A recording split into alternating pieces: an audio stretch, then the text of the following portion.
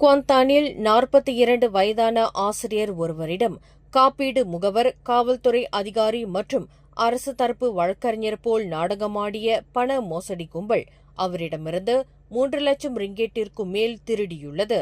கடந்த ஏப்ரல் மாதம் நடந்த இச்சம்பவத்தின் போது மர்ம நபர் ஒருவர் அந்த ஆசிரியரின் தொலைபேசி எண்ணை தொடர்பு கொண்டு அவர் மீது பண மோசடி குற்றச்சாட்டு சுமத்தப்பட்டிருப்பதாக நாடகமாடியுள்ளார். மேலும் அவரை இவ்வழக்கில் இருந்து விடுவிக்க பிணைத் தொகையும் கோரியுள்ளார்.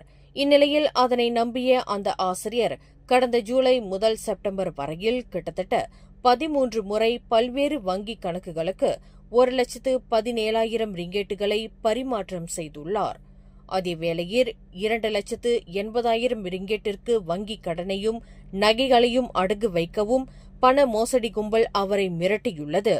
இந்நிலையில் அந்த ஆசிரியர் காவல்துறையை அணுகியதைத் தொடர்ந்து இந்த விவகாரம் வெளிச்சத்திற்கு வந்துள்ளது. மேலும் செய்திகளை தெரிந்து கொள்ள கீழே இருக்கும் பெல் பட்டனை அழுத்துங்கள்.